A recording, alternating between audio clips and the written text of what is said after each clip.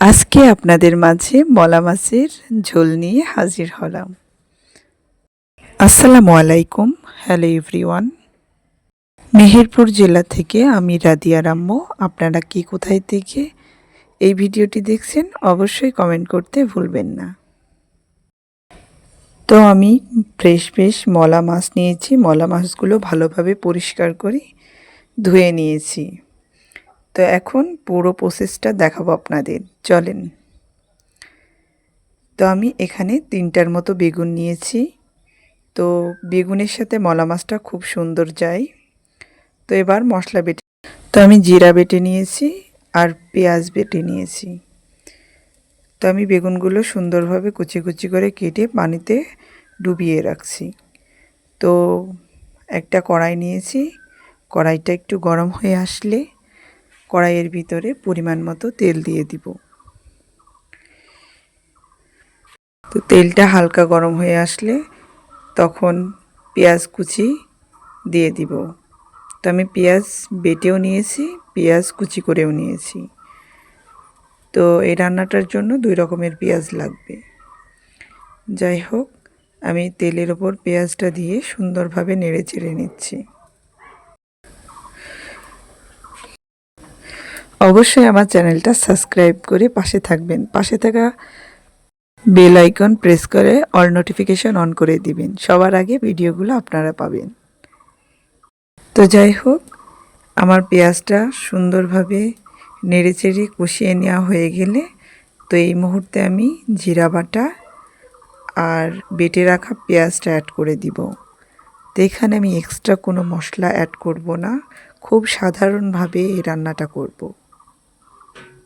তো আমি এখন পুরো মশলাটাই নেড়েচেড়ে সুন্দরভাবে কষিয়ে নিব। তো কষিয়ে নেওয়া হয়ে গেলে এই পর্যায়ে আমি পরিমাণ মতো লবণ, তো আপনারা এইভাবে এই রান্নাটা করে দেখতে পারেন, অনেক খেতে ভালো লাগবে। তো আমি মনে করি কম মশলায় রান্নাটাই অনেক বেটার, শরীরের জন্য ভালো, স্বাস্থ্যের জন্য ভালো, আর খেতেও অনেক ভালো লাগে।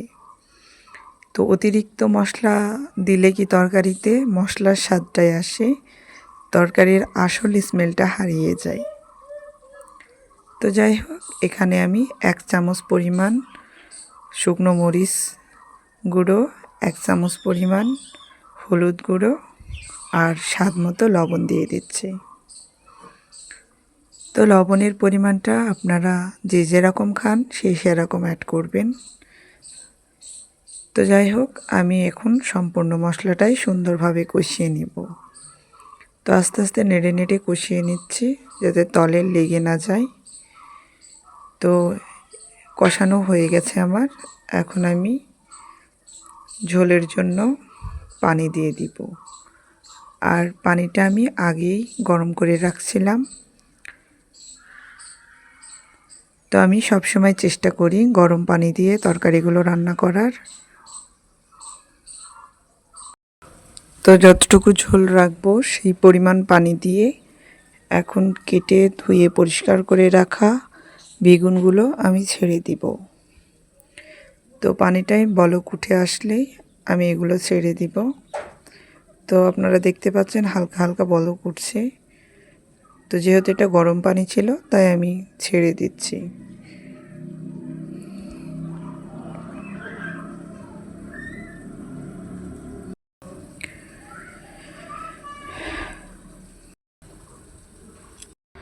তো বেগুন দিয়ে মলা মাছের ঝোল অনেক সুন্দর সুস্বাদু লাগে খেতে। তো এখন আমি ভালোভাবে বেগুনটাকে ঝোলের সাথে নেড়ে চেড়ে নিব। তো আমি বলক ওঠার জন্য এখানে আমি ঢেকে দিব। তো 5 মিনিটের মতো আমি ঢেকে দিলাম। এদিকে মাছটাকে রেডি করব। তো মাছটাকে পরিষ্কার করে নেওয়ার পরে এখানে 1/2 চামচ মরিচ গুঁড়ো, 1/2 চামচ হলুদের গুঁড়ো আর পরিমাণ মতো লবণ দিব। তো তরকারিতে যেহেতু ঝাল, লবণ, হলুদ 3টাই অ্যাড করা আছে সেহেতু এই পরিমাণটা বুঝে দিবেন। তো এখানে আমি অল্প পরিমাণে তেল দিচ্ছি। তো এটাকে সুন্দরভাবে ম্যারিনেট করে নিব। তো ম্যারিনেট হয়ে গেলে এটা আমি 2-3 মিনিটের মতো রেখে দিব। তো তরকারিতে বলক আসা পর্যন্ত এটা এমন ম্যারিনেট অবস্থায় রাখব। তো 5 মিনিট পরেই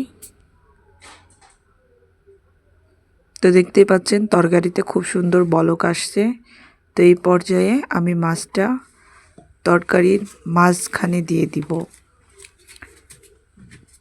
তো আমি এভাবে মাঝখানে দিয়ে খুন্তি দিয়ে সুন্দরভাবে নেড়েচেড়ে ডুবিয়ে দিচ্ছি ঝোলের সাথে। তো এরপরে আমি আরও 5-7 মিনিটের জন্য ঢেকে রান্না করে নিব।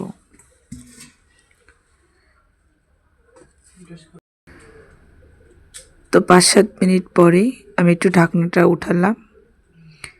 তো লবণের পরিমাণটা টেস্ট করে দেখলাম সব ঠিকঠাক আছে। তো আমার রান্না রেডি। আল্লাহ হাফেজ।